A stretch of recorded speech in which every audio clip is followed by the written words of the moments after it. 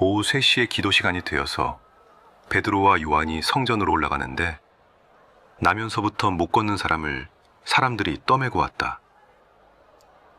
그들은 성전으로 들어가는 사람들에게 구걸하게 하려고 이 못 걷는 사람을 날마다 아름다운 문이라는 성전 문 곁에 앉혀놓았다. 그는 베드로와 요한이 성전으로 들어가려는 것을 보고 구걸을 하였다. 베드로가 요한과 더불어 그를 눈여겨보고 그에게 말하였다. 우리를 보시오. 그 못 걷는 사람은 무엇을 얻으려니 하고 두 사람을 빤히 쳐다보았다.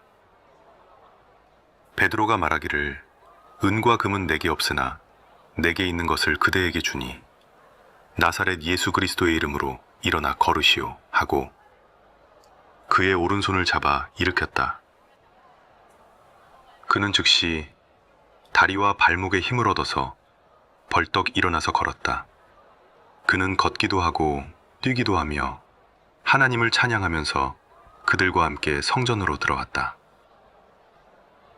사람들은 모두 그가 걸어다니는 것과 하나님을 찬양하는 것을 보고 또 그가 아름다운 문 곁에 앉아 구걸하던 바로 그 사람임을 알고서 그에게 일어난 일로 몹시 놀랐으며 이상하게 여겼다.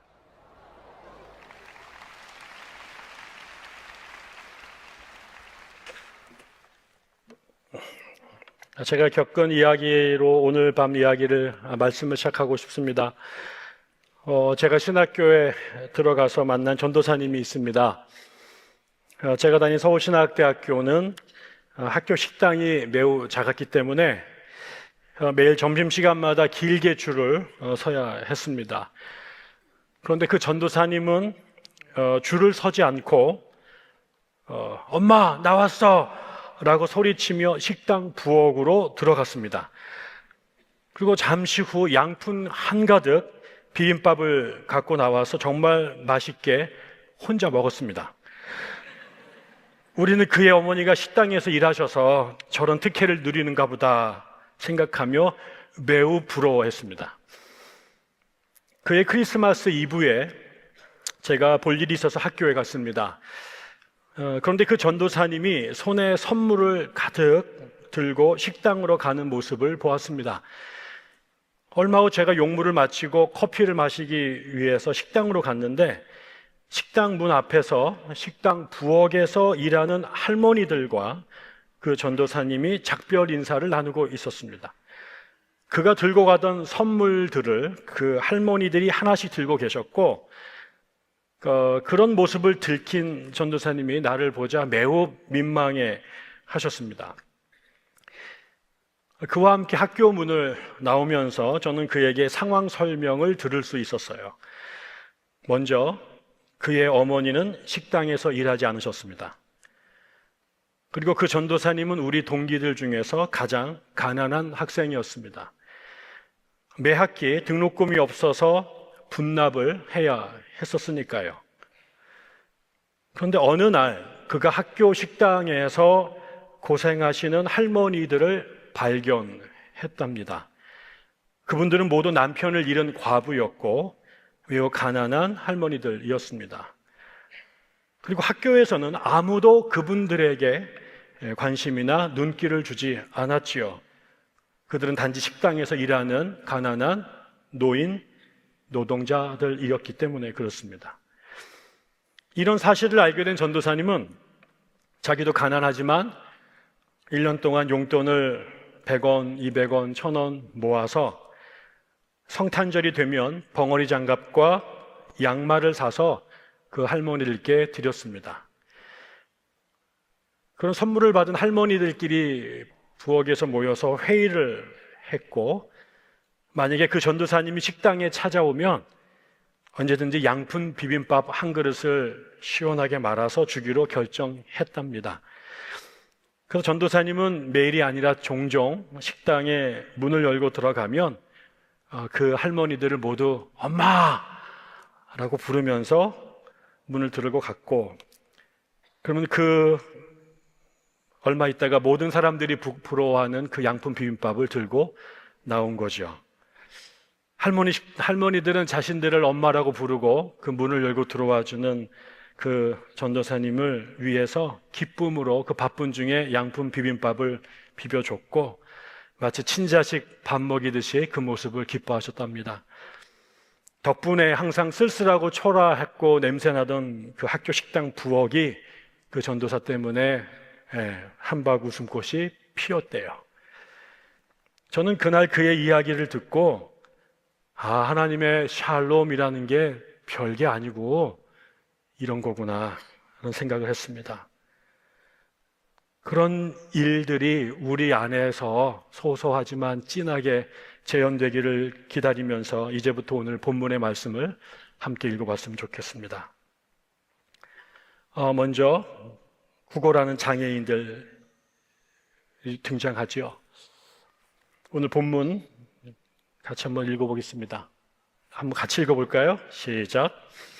오후 3시에 기도 시간이 되어서 베드로와 요한이 성전으로 올라가는데 나면서부터 못 걷는 사람들이 떼매고 왔다.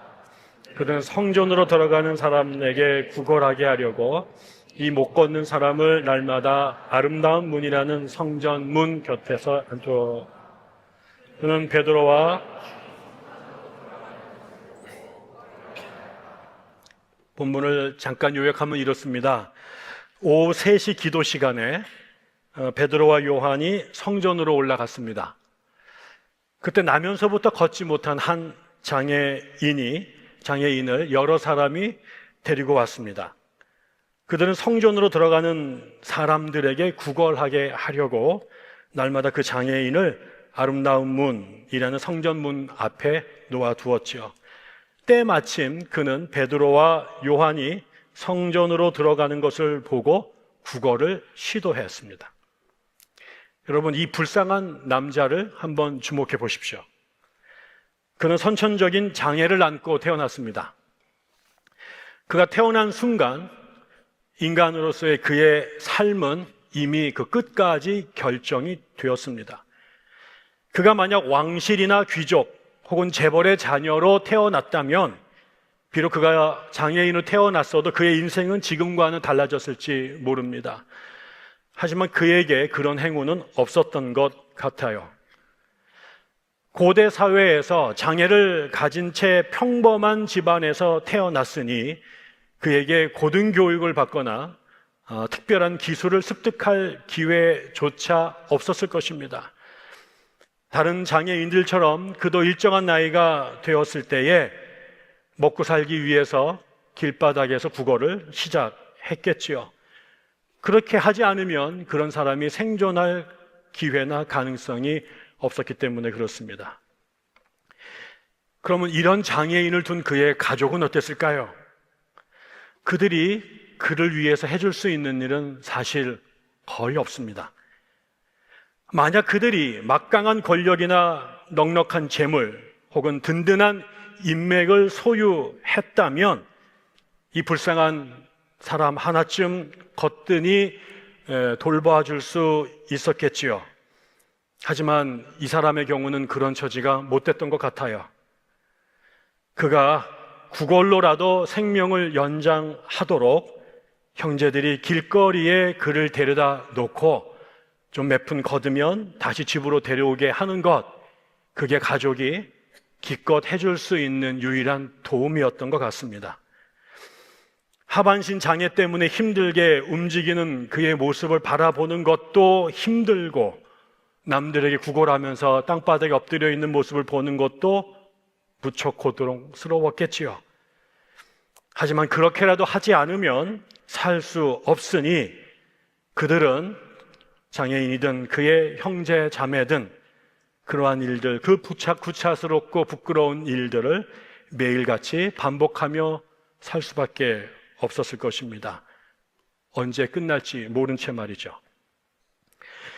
그러면 그들을 바라보는 이웃들은 어땠을까요?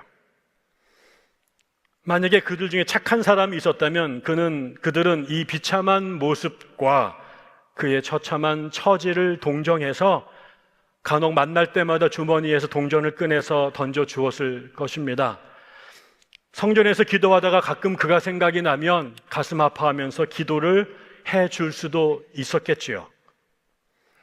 하지만 마음이 모질고 싸가지가 없는 인간들이었다면 그를 저주받은 놈이라고 욕하고 더럽다고 침을 뱉거나 심지어는 그의 깡통을 발로 걷어찼을지도 모릅니다.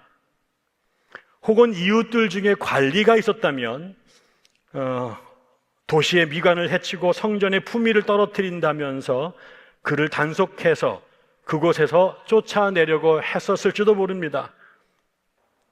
그리고 대다수의 모르는 사람들은 바빠서 혹은 동행하는 사람과 대화하는데 정신이 팔려서 그가 그 성전 앞에 엎드려 있다는 사실조차를 인지하지 못한 채 혹은 어떻게 하다 우연히 보았을지라도 자신과 상관없는 사람이라고 치부하며 그렇게 무시했을 것입니다.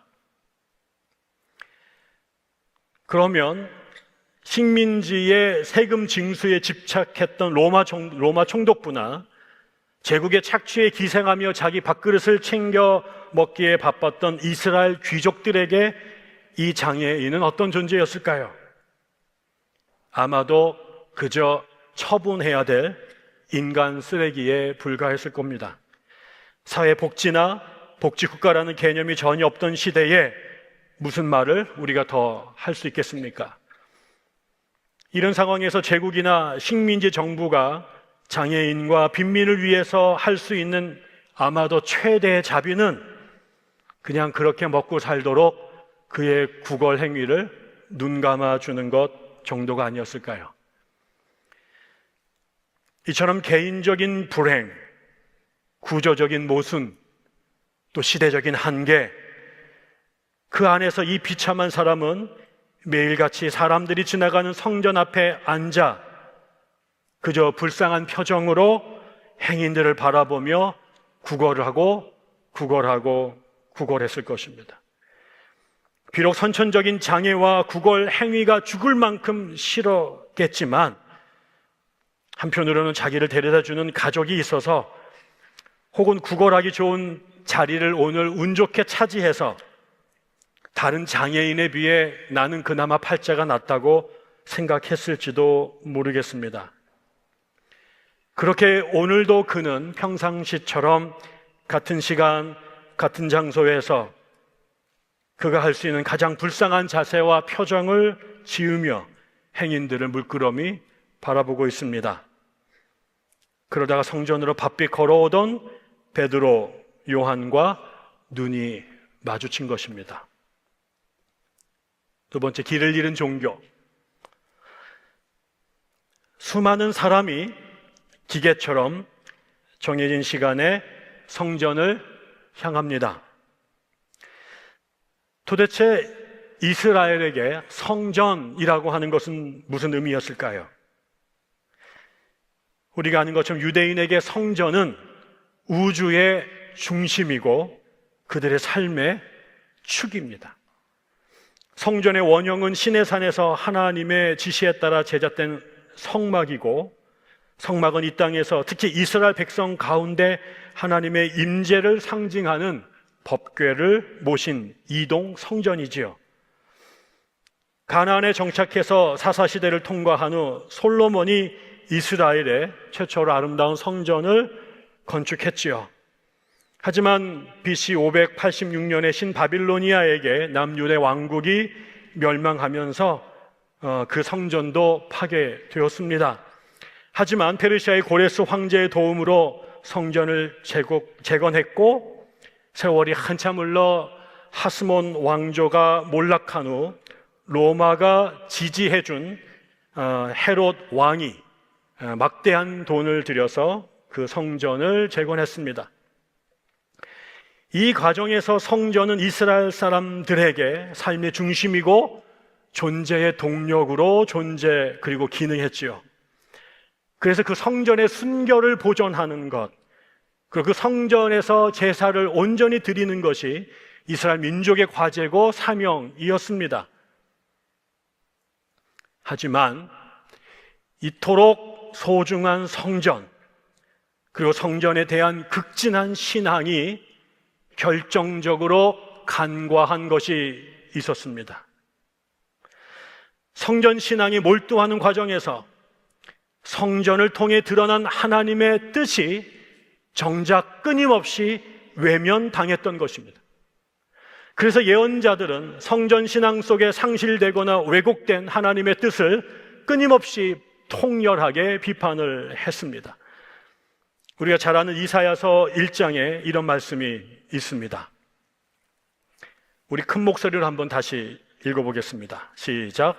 주님께서 말씀하신다. 무엇하러 나에게 이 많은 재물을 바치느냐? 나는 이제 순양의 번제물과 살찐 짐승의 기름기가 지겹고 나는 이제 숫송아지와 어린 양과 순염소의 피도 싫다. 너희가 팔을 벌리고 기도한다고 하더라도 나는 거들떠 보지도 않겠다. 너희가 아무리 많이 기도를 한다 하여도 나는 듣지 않겠다. 너희의 손에는 피가 가득하다. 옳은 일을 하는 것을 배워라. 정의를 찾아라. 억압받는 사람을 도와주어라. 고아의 송사를 변호하여 주고 과부의 송사를 변론하여 주어라.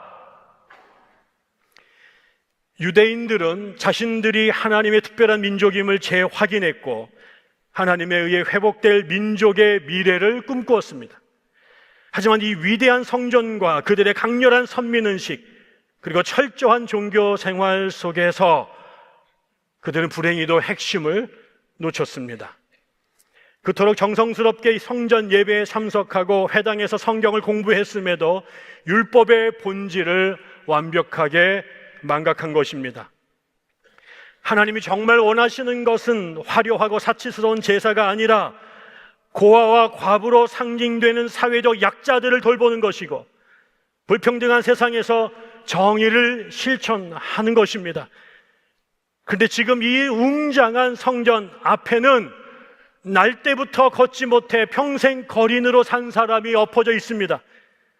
가장 화려하고 웅장한 성전 앞에, 가장 성스러운 공간 앞에 이 땅에 존재하는 가장 비참하고 소외된 인간이 길바닥에 엎드려 있습니다. 수많은 사람들이 하나님께 예배하기 위해 제물을 들고 성전에 들어갈 때에 그들과 함께 예배에 동참하는 대신 그 앞에 그저 엎드려 구걸하는 비참한 인생입니다. 이처럼 가장 거룩한 시공간에 가장 거룩한 사람들이 모일 때조차 하나님의 뜻은 그들 안에서 가장 처절하게 버림받습니다. 세 번째, 타인을 바라보다.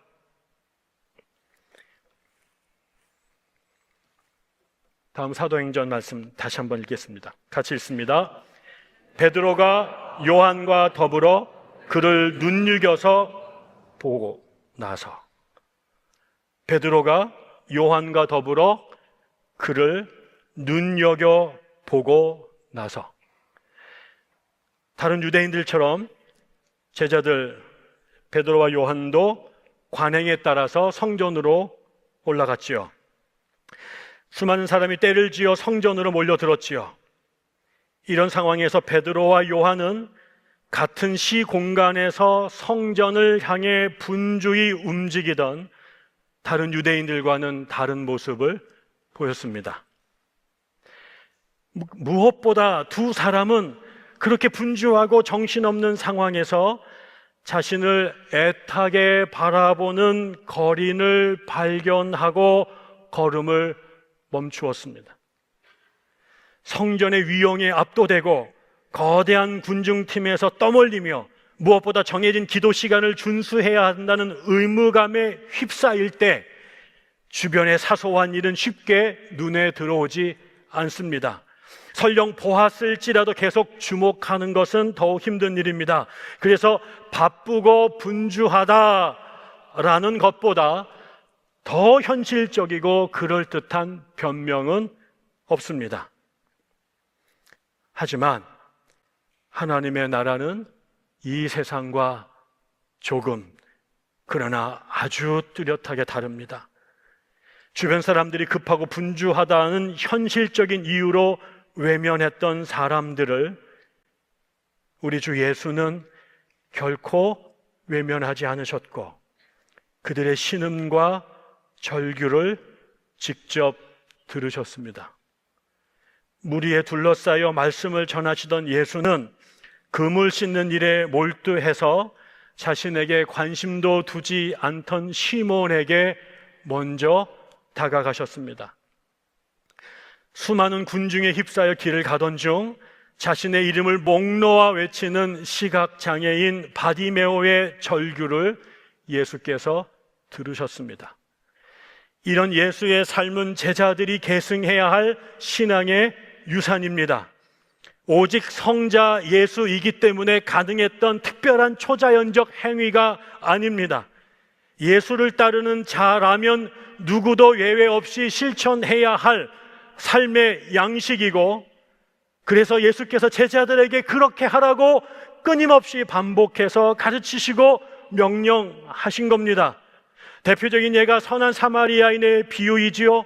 여리고로 내려가던 유대인이 강도를 만나 거의 죽게 되었을 때 율법에 정통하고 성전 예배를 주도하던 유대인들의 존경을 받던 제사장과 레위인은 이 불편한 사람을, 이 불행한 사람을 외면했습니다. 하지만 그들이 경멸하던 사마리아인은 그를 발견하고 거리를 멈추기로 하고 결정적인 도움을 주었습니다.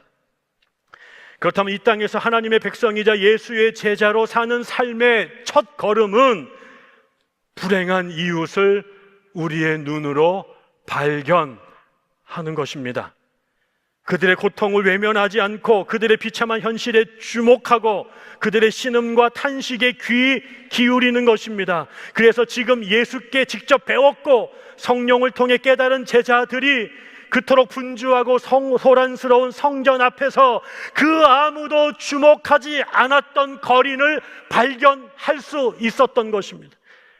그저 우연히 눈에 보인 것이 아니라 주목하여 바라본 것입니다. 베드로가 요한과 더불어 그를 눈여겨보고 나서 그것은 예수님이 하셨던 것이고 선한 사마리아인들이 했던 것인데, 그들에게 배웠고 익혔던 베드로가, 요한이 그렇게 한 것이죠. 말을 걸다.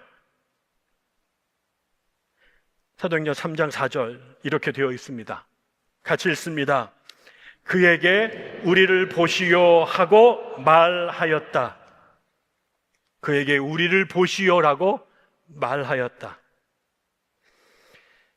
중세교회가 죄인에게 내린 가장 무서운 벌은 파문이라는 것이었습니다. 이 파문의 영어 표현이 excommunication입니다. 대화의 단절이란 뜻이지요. 죄인과 말을 섞지 말라라는 것입니다. 아무도 그와 말을 섞어서는 안 된다. 파문당한 사람은 사후에 연옥에 갈 기회마저 박탈당하고 지옥에 떨어진다는 것이 당시의 통념이었습니다. 하지만 연옥이나 지옥에 가기 전에 이 땅에 살면서 사람들과 대화가 금지되어 아무도 말을 걸지 않는다면 그는 이미 지옥에 있는 것이지요. 감옥에 가두거나 멀리 유배를 보내는 것도 물리적으로 강제로 사람과의 대화를 차단하겠다라는 조치입니다. 그런데 성경은 죽음, 죄, 고통, 이 눈물로 가득한 세상에서 삶의 동기와 동력을 상실한 채 현실을 지옥처럼 사는 사람들에게 끊임없이 말을 거는 하나님에 대하여 말합니다. 하나님이 흑암과 혼돈을 향해서 빛이 생겨라 하니 빛이 생겼습니다. 살인을 범한 후 세상을 피해 광야에 숨어 세월을 허송하던 늙은 모세에게 떨기나무에 불꽃으로 임한 하나님이 모세야, 모세야 하고 말을 거셨습니다. 죽은 뼈들로 가득 찬 골짜기에서 하나님이 에스겔을 통해 죽은 뼈들에게 너 생기야, 사방에서 몰려와서 불어와서 이 살해당한 사람들에게 붙어서 그들이 살아나게 하여라 하고 말씀하시자 사방에서 생기가 몰려와서 뼈들이 살아나고 막강한 군대로 일어섰답니다. 이런 역사는 예수를 통해서 반복되었습니다. 가늠한 여인을 예수께 끌고 와서 돌로 처형하려는 군중들에게 예수는 너희 가운데서 죄 없는 사람이 먼저 이 여자에게 돌을 던져라 라고 훈계하신 후 겁에 질려 벌벌 떨고 있는 여인에게 말씀하셨습니다. 나도 너를 정죄하지 않겠다. 이제 가서 너희는 이제부터는 죄를 짓지 말라 하고 죽음에 처해 있는 여인에게 말을 거셨어요. 야곱의 우물가에서는 여러 번 결혼했던, 그래서 사람들을 피해 물을 길어올 수밖에 없었던 기구한 운명의 사마리아 여인에게 예수께서 말을 걸어주셨습니다. 내가 주는 물을 마시는 사람은 영원히 목마르지 않을 것이다. 내가 주는 물은 그 사람 속에서 영생에 이르게 하는 샘물이 될 것이다. 이제 이런 성경과 예수의 전통이 사도들 안에서 다시 재현됩니다. 그들은 바쁘게 움직이는 분주한 군중 틈에서 구걸하는 거린을 보았을 뿐만 아니라 그에게 다가가서 직접 말을 걸었습니다. 그리고 골고다 같은 세상에서 생명이 부활하는 것을 보게 돼요. 이 대목에서 김춘수의 시가 생각이 납니다. 내가 그의 이름을 불러주기 전에는 그는 다만 하나의 몸짓에 지나지 않았다. 내가 그의 이름을 불러주었을 때 그는 나에게로 와서 꽃이 되었다. 하나의 몸짓에 지나지 않았던 구걸하는 장애인에게 사도들이 말을 걸어주는 순간 그는 더 이상 흉물스러운 몸짓이 아니라 고결한 꽃이 되었습니다. 천지를 창조하고 구원을 하고 부활한다라고 하는 이런 기독교의 종교적 표상이 담고자 했던 존재의 신비가 바로 이런 것 아니었을까요? 언젠가 벌어질 우주의 대격변뿐만 아니라 우리의 일상에서 기대하고 실천할 수 있는 소중한, 그러나 너무나 절박한 기적이 이런 것 아닐까요? 단절된 대화의 회복을 통해서 우리의 생명이 창조되고 우리의 단절된 대화가 회복됨으로 생명의 구원이, 그리고 생명의 부활이 일어나는 것 말입니다. 미국의 저명한 종교사회학자 중에 제임스 헌터라는 사람이 To Change the World라는 책을 썼습니다. 한국말로 기독교는 세상을 어떻게 변화시키는가. 그 책에 이런 이야기가 짧게 나옵니다. 그녀는 마트 계산대에서 물건값을 계산하고 식료품을 봉투에 담는 일을 한다. 그녀가 가진 영향력의 반경은 고작 한 평이 채 안 되었다. 매일 그녀는 손님의 이름을 기억하고 가족의 안부를 물어보면서 정말 열정을 다해 손님들을 맞았다. 그녀는 모든 대화를 그들의 가족을 위해 기도하겠다는 말로 끝냈다. 시간이 흐르자 이것이 문제가 되었다. 왜냐하면 사람들이 그녀가 있는 계산대로만 가려고 했고 그 결과 그녀가 담당하는 계산대 앞에만 긴 줄이 생긴 것이다. 하지만 사람들은 기다렸다. 그들은 그녀의 존재만으로도 위로를 받았기 때문에 그녀와 함께 있는 것을 즐겼다. 그녀가 은퇴하고 수년 후에 그녀의 장례식에 참석한 사람들로 교회가 가득 찼고 그녀가 오랫동안 용기를 주었던 사람들이 끝없이 조사를 했다. 다섯 번째, 몸에 손을 대다. 한 번 더 읽겠습니다. 시작. 안진뱅이의 오른손을 잡아 일으켰다. 안진뱅이의 오른손을 잡아 일으켰다.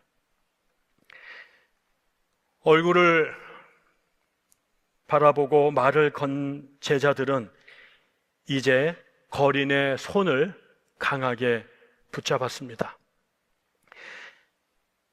하지만 이 손잡은 것 하나 매우 사소해 보이는 이 제자들의 행동은 당시의 맥락 안에서는 결코 그리고 절대 사소한 것이 아니었습니다. 당시 유대인들 사이에서 몸에 장애를 지닌 사람을 부정하게 생각했기 때문입니다. 먼저 레위기를 보니까 장애가 있는 레위인은 제사에 참여할 수 없다라고 천명합니다. 레위기 17장을 보니까 몸에 흠이 있는 사람은 하나님께 음식 제물을 바치러 나올 수 없다. 보다 구체적으로 레위기는 몸에 흠이 있는 사람에 해당되는 경우를 열거합니다. 곧 눈이 먼 사람이나 다리를 저는 사람이나 얼굴이 일그러진 사람이나 몸의 어느 부위가 절대로 생기지 않은 사람이나 팔다리가 상하였거나 손발을 다쳐 장애인이 된 사람이나, 이 목록은 다리를 저는 사람, 몸의 어느 부분이 제대로 생기지 않은 사람, 팔다리가 상하였거나 손발을 다쳐 장애인이 된 사람을 구체적으로 명시하고 있습니다. 당대 의학 수준으로는 선천적 혹은 후천적으로 팔다리에 장애를 입은 사람은 평생 그런 모습으로 살아야 했겠지요. 따라서 이들은 영구적으로 제사에서 제외될 수밖에 없었을 것입니다. 그뿐만 아니라 레위기는 하나님에게 흠 있는 것을 제물로 바쳐서는 안 된다고 엄중하게 규정합니다. 너희는 어떤 것이든지 흠이 있는 것을 바쳐서는 안 된다. 그런 것을 바치면 주가 너희를 반기지 않을 것이다. 이어서 흠 있는 제물에 대한 규정도 아론의 후손에 대한 규정처럼 같은 원리와 목적을 따라 규정합니다. 완전하고 거룩한 하나님께 드리는 제물 역시 제사장과 마찬가지로 거룩해야 한다는 것입니다.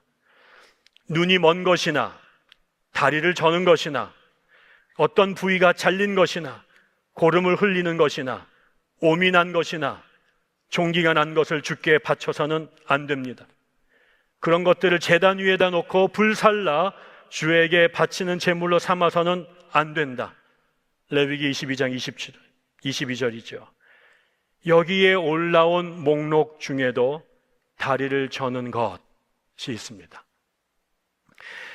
그렇다면 유대인들은 다리를 저는 장애와 장애인에 대해 어떻게 생각했을까요? 고아, 과부, 나그네, 이런 사람들을 사회적 약자로 규정하고 그들에 대한 관심과 배려를 촉구하는 규정은 구약 성경 전체에 널려 있습니다. 특히 율법은 안식일의 기원과 의미 그리고 그 실천 사항을 상세히 설명할 때 노예뿐만 아니라 심지어 짐승들에게도 휴식을 보장하라고 말합니다. 하지만 흥미롭게도 장애인들에 대한 언급은 어디에도 없습니다. 심지어 예수 시대의 사람들은 장애를 죄와 연결하여 부정적으로 생각했지요. 선천적 장애인의 비극적 현실은 누구의 죄 때문입니까? 라고 누군가가 예수님께 묻지 않았던가요? 당시의 사람들이 장애를 죄의 결과로 생각했다라는 것이 분명합니다. 그런데 예수님은 이런 전통과 관행에 도전하셨어요. 정면으로요. 이런 통념에 강력히 반대하셨을 뿐만 아니라 직접 나병 환자를 자신의 손으로 만지며 고치셨고, 안식일의 병자를 고치셨고, 안식일이 사람을 위하여 생긴 것이지 사람이 안식일을 위하여 생긴 것이 아니다라고 선언하셨습니다. 이런 예수에게 배웠던 제자들 베드로와 요한이 이제 하반신 장애인에게 다가가 오른손을 잡았어요. 여러분 모르시죠? 이 사람이 장애인의 손을 잡기까지 얼마나 오랜 세월이 걸렸는지, 잡는 순간에도 잡아야 될지 말아야 될지를 얼마나 고민했었을지를. 그런데 예수에게 배웠고 성령을 받았던 그들이 마침내 그 손을 잡아요. 성령의 인도와 예수의 선례를 따라서 세상의 관습과 통령, 사람들의 눈길과 평가보다 불치병으로 절망에 빠진 인간에게 주목하고 기꺼이 그들의 몸에 손을 대기 시작한 것입니다. 결국 병들고 뒤틀린 육신을 가진 사람에게 손을 대는 것은 인류가 온갖 이념과 철학과 종교의 이름으로 규정하고 정당화한 온갖 종류의 혐오와 차별과 배제의 경계를 지우고 그 장벽을 온몸으로 허무는 일입니다. 동시에 그들도 우리와 같은 존재임을 승인하고 동등한 인격체로 연대한다는 뜻입니다. 이런 타락한 세상에 부당하고 불의하고 부조리한 것들을 온몸으로 거부하고 저항한다는 그리스도인들의 강력한 의지의 표현입니다. 그렇게 제자들은 예수의 뜻을 정확히 이해하고 그의 가르침을 두렵지만 온전히 실천했습니다. 마지막으로 예수를 신뢰하다. 사도행전 3장 6절을 같이 읽겠습니다. 시작. 베드로가 말하기를 은과 금은 내게 없으나 내게 있는 것을 그대에게 주니 나사렛 예수 그리스도의 이름으로 일어나 걸으시오 하고. 다시 읽어볼게요. 제가 베드로가 말하기를 은과 금은 내게 없으나 내게 있는 것을 그대에게 주니 나사렛 예수 그리스도의 이름으로 일어나 걸으시오. 사실 베드로는 예전에 예수님을 처음 만났을 때 이런 모습을 보인 적이 있습니다. 갈릴리 해변에서 예수를 만났을 때 베드로는 예수와 함께 호수의 깊은 곳으로 배를 저어 갔습니다. 깊은 곳에 이르자 예수께서 베드로에게 그물을 던지라고 명했습니다. 그런데 그런 예수의 명령은 비현실적인 소리였어요. 왜냐하면 전문적인 뱃사람이었던 베드로가 지난밤에 밤새도록 그물을 던졌지만 단 한 마리도 잡지 못했기 때문에 그렇습니다. 그 바다에 대해 오래 경험과 지식을 갖고 있었던 그가 실패했다면 이제 그물을 던지는 것은 무의미하다는 것입니다. 그런데 그런 상황에서 베드로는 뜻밖의 행동을 해요. 시몬이 대답하기를 선생님, 우리가 밤새도록 애를 썼으나 아무것도 잡지 못했습니다. 그러나 선생님의 말씀에 따라 그물을 내리겠습니다. 누가복음 5장 5절이에요. 그래서 우리가 아는 것처럼 그물이 찢어지도록 고기를 잡았어요. 하지만 그게 다였어요. 그 후 베드로의 삶에서 예수에 대한 이런 신뢰와 그로 인한 기적은 찾아볼 수 없었지요. 마치 빛바랜 스냅 사진처럼 한때 아련한 추억으로 그래 나도 한때는 믿음 좋았어 라고 기억하고 그렇게 기억으로만 그런 것들이 남아 있었겠지요. 예수께서 베드로와 함께 변화산에 올라갔다가 내려오셨을 때에 귀신 들려서 고통받던 아이를 뒤에 남아있던 제자들이 고치기 위해서 별짓을 다 했지만 아무 소용이 없었지요. 그때 예수께서 제자들의 믿음 없음을 보시며 책망하셨습니다. 아, 믿음 없는 세대여, 내가 언제까지 너희와 함께 있어야 하겠느냐? 내가 언제까지 너희에게 참아야 하겠느냐? 이 비판을 베드로도 피할 수 없었습니다. 그런데 그랬던 베드로가 오늘은 달랐습니다. 갈릴리에서 예수를 처음 만났을 때처럼 베드로가 예수를 소박하지만 절대적으로 신뢰하게 되었습니다. 치유 불가능한 장애인 앞에서,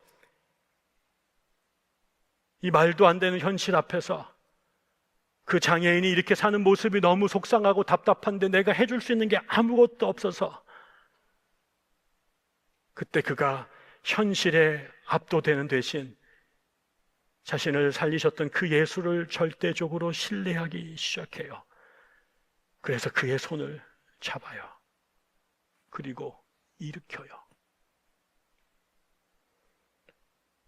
그때 갈릴리 호수에서 일어났던 기적이 다시 한번 베드로의 손에서 일어납니다. 그 장애인에 대한 진심 어린 동정, 컴패션, 그것이 그의 손을 잡게 했고, 예수에 대한 절대적인 신뢰, 그에 대한 confidence, 그것이 예수의 이름을 이 순간에 부르게 했어요. 그렇게 하나님에 대한 사랑과 이웃에 대한 사랑이 이 작은 사람을 향한 베드로의 마음과 몸짓 속에 결합하는 순간, 인간이 한 번도 생각해 본 적이 없던 거대한 영적 폭발이 일어났습니다. 바로 그때 오병이어 위에 역사하셨던 하나님의 능력과 은총이 그 장애인에게 다시 한번 부어졌습니다. 소년이 바친 오병이어가 수천 명을 먹였듯이 이 불치의 장애인이 벌떡 일어나 걷기 시작했습니다. 이후에 벌어진 사건에 대하여 사도행전은 이렇게 줄줄줄줄 써나갑니다. 그는 즉시 다리와 발목에 힘을 얻어서 벌떡 일어나서 걸었다. 그는 걷기도 하고 뛰기도 하며 하나님을 찬양하면서 그들과 함께 성전으로 들어갔다. 뛰기도 하며 하나님을 찬양하며 그들과 함께 성전으로 들어갔다.